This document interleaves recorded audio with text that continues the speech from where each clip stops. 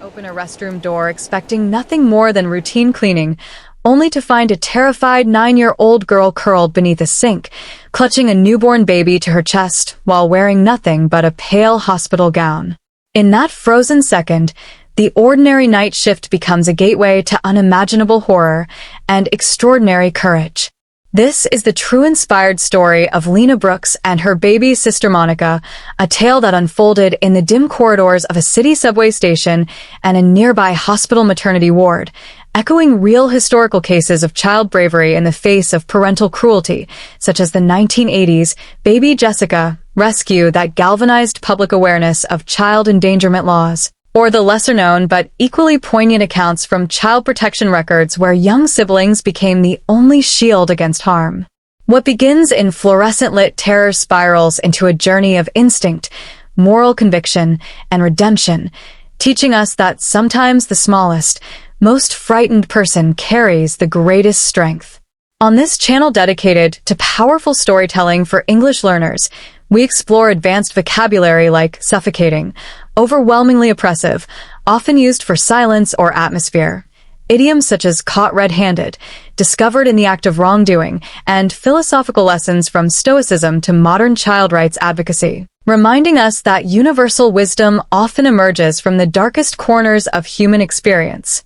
Malcolm Gaines stepped onto the Crest Hill subway platform at exactly 10 p.m., the cold fluorescent tubes buzzing overhead like distant insects, casting long, sterile shadows across chipped white tiles that had witnessed decades of hurried footsteps since the station opened in 1972 during America's post-Vietnam urban renewal boom. At 45, Malcolm had worked these night shifts for 17 years, long enough to know the rhythm of steel wheels on rails, the metallic tang of third-rail electricity, the way silence between trains could feel both peaceful and suffocating, an adjective describing something that oppresses or overwhelms, often used metaphorically for atmospheres or emotions.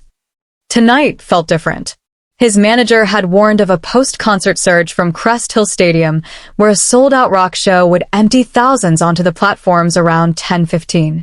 Malcolm straightened his orange safety vest, checked that his name tag was visible, and took position behind the yellow tactile warning strip, a safety feature mandated after the 1990s Americans with Disabilities Act pushed universal design into public transit.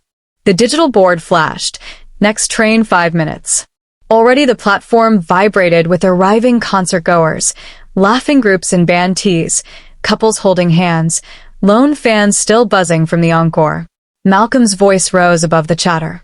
"Stay behind the yellow line, please. Let passengers exit first." He repeated the instruction until his throat scratched raw, a ritual as familiar as breathing, yet never routine. When the incoming train screeched to a halt, doors hissing open, Malcolm crouched to help an elderly woman maneuver her walker across the gap, his knees protesting the long hours on concrete.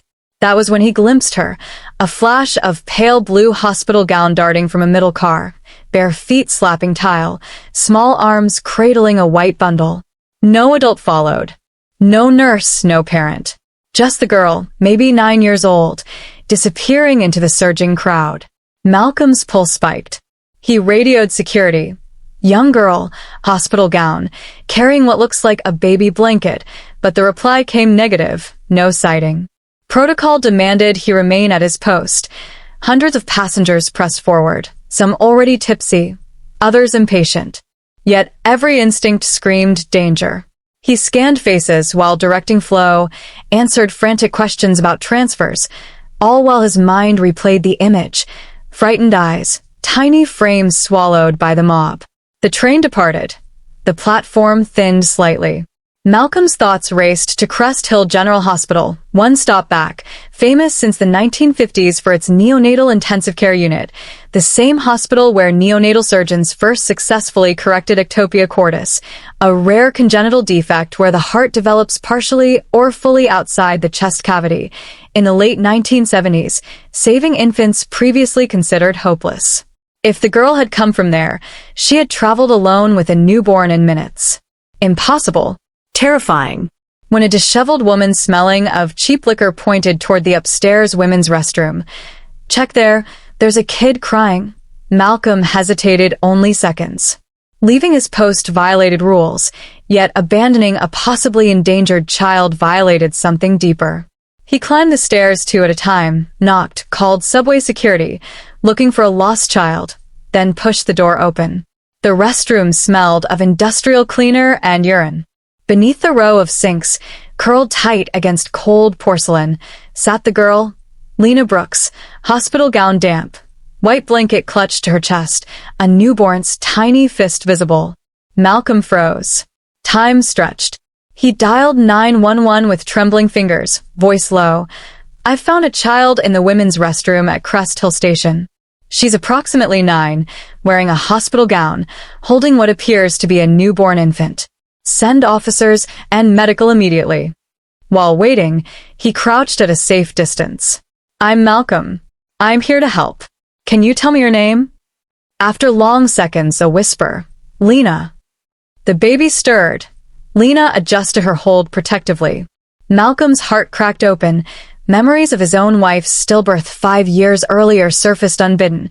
The grief he usually buried beneath routine now raw. Philosophical teaching emerges here from Viktor Frankl's logotherapy, born in Auschwitz.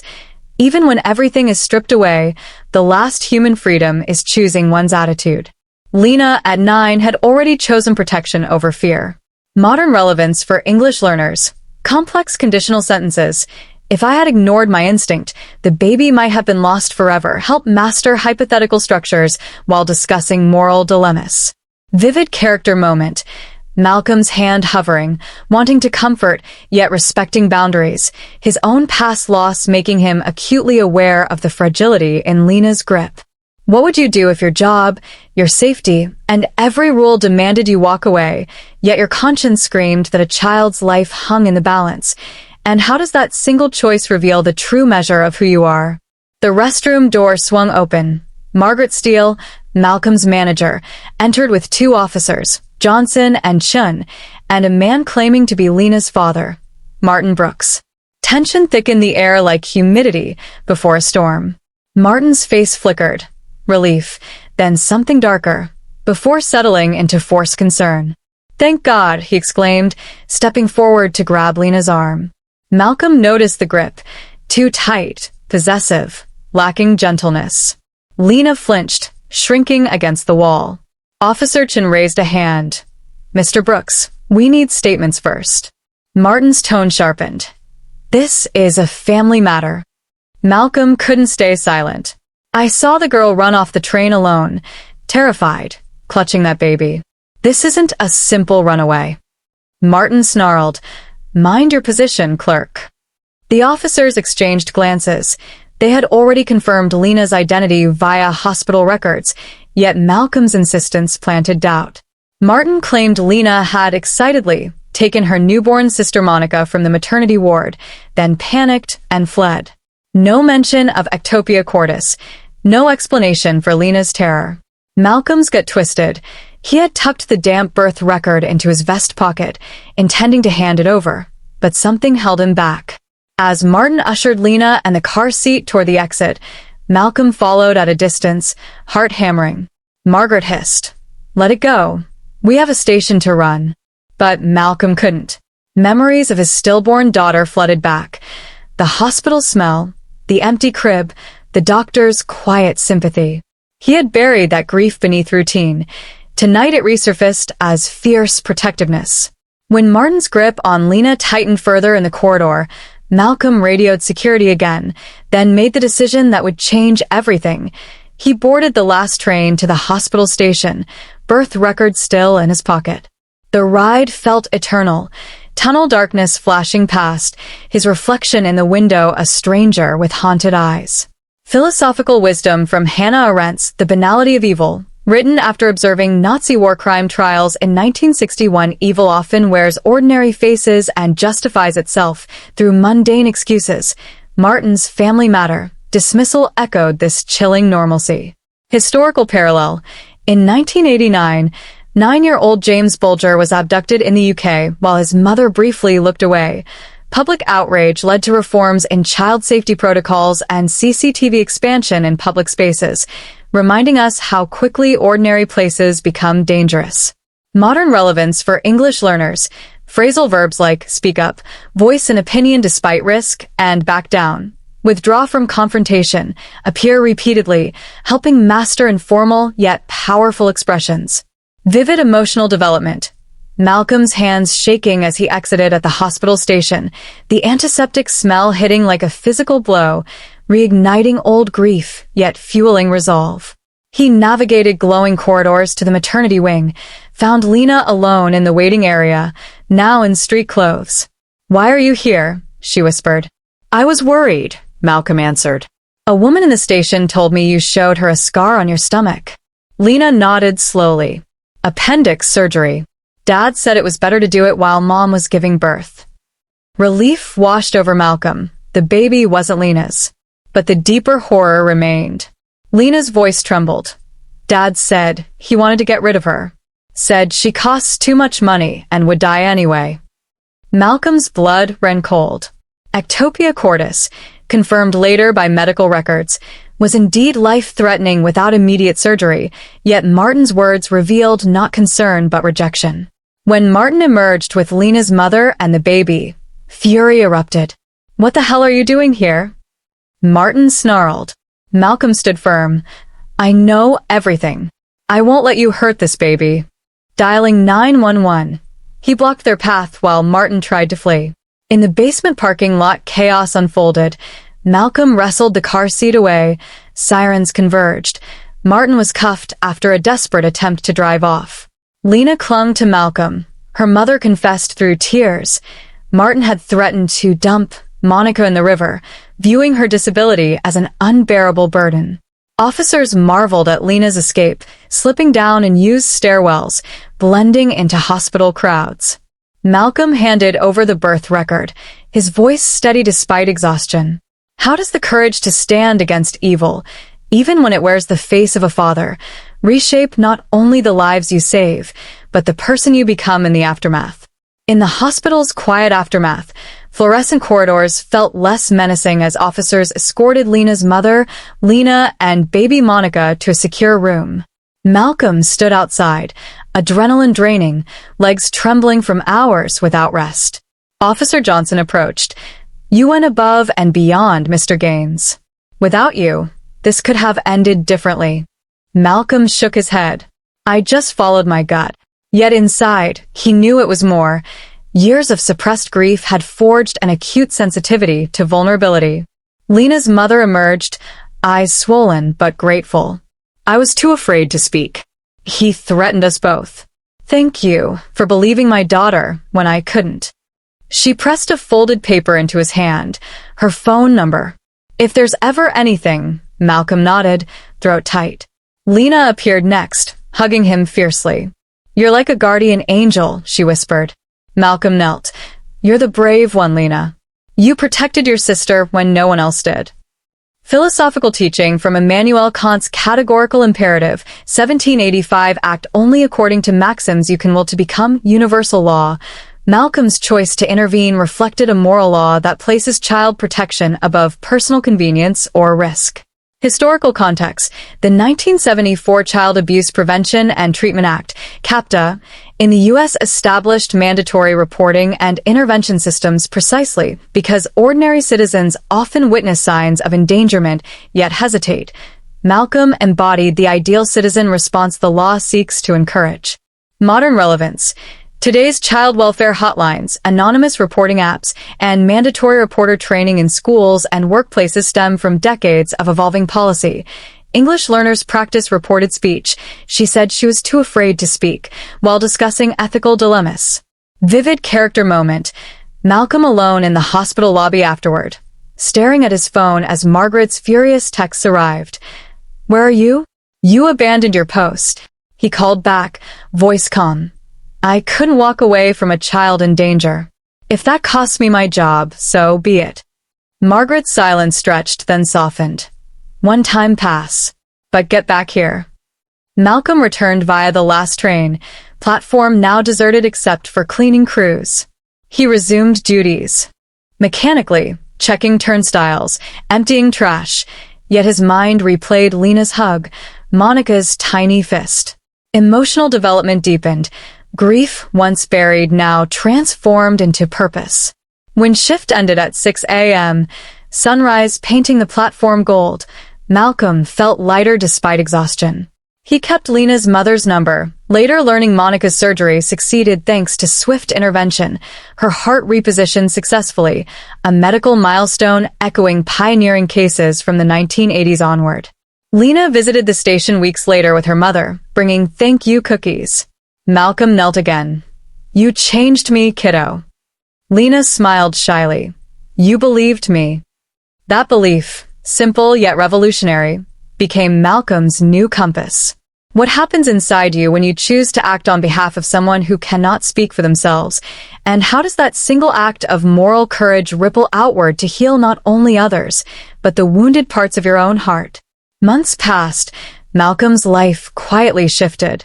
He volunteered with local child advocacy groups, sharing his story at community forums, not for praise, but to encourage others to trust their instincts.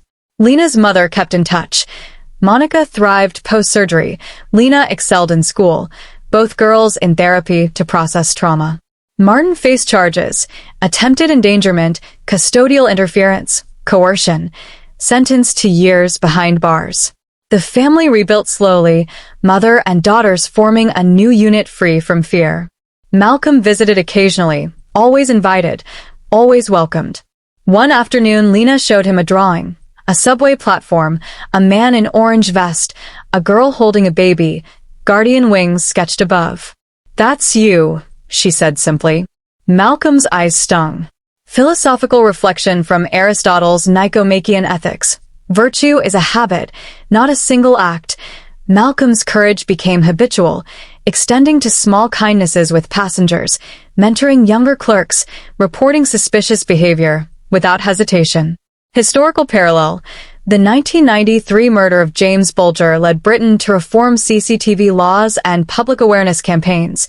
Similarly, Malcolm's actions contributed to informal station training emphasizing child safety protocols. Modern relevance. Social media campaigns, hashtag See Something Say Something, and bystander intervention programs like Greened, developed post-2010s campus assault awareness, empower ordinary people. English learners practice narrative sequencing. After I found her, I called the police. Then I followed my instincts while exploring cause and effect in ethical stories. Vivid moment. Malcolm at home one evening, framing Lena's drawing beside a photo of his late wife and the empty crib that once broke him. Grief remained, yet now shared space with purpose. He no longer dreaded night shifts. They felt like quiet guardianship. When a frightened teenager approached his booth asking for help, Malcolm listened without judgment, called appropriate services, felt the circle complete. Universal wisdom from Desmond Tutu. There comes a point where we need to stop just pulling people out of the river. We need to go upstream and find out why they're falling in. Malcolm had gone upstream that night, challenging not just one man's cruelty, but the silence that allows it. How will you move from being a bystander to being an upstream guardian in your own community? And what quiet strength will you discover when you refuse to look away? Years later, on the anniversary of that night, Malcolm stood on the same platform watching trains glide in and out, the rhythm as steady as a heartbeat. Lena, now a teenager, occasionally texted photos of Monica's school plays, her own college acceptance letters. Malcolm had retired early, opened a small coffee stand near the station, hired at-risk youth, offered free drinks to night shift workers. The birth record, once damp and crumpled, now sat framed behind the counter, a reminder that ordinary moments can birth extraordinary change. Philosophical closure from Viktor Frankl once more. Suffering ceases to be suffering when it finds meaning. Malcolm's meaning became protection, belief, second chances. For English learners, past perfect continuous tense. I had been working night shifts for years when I found her. Builds narrative depth while reflecting on long-term personal growth. Modern wisdom. Today's transit systems feature panic buttons, AI surveillance, child safety ambassadors, yet human instinct remains the first line of defense. Malcolm's story spread quietly, shared in training videos, whispered among clerks, a living testament that one person's refusal to walk away can rewrite futures. He never sought recognition. Recognition found him in Lena's smile, Monica's laughter, the quiet pride of knowing he had chosen light in darkness. The subway still hums beneath the city, carrying thousands through ordinary nights. Yet for those who remember, every platform holds the possibility of heroism. What legacy will your choices leave when the moment arrives to decide between safety and compassion? And will you have the courage to step forward, knowing that sometimes the bravest act is simply refusing to look the other way?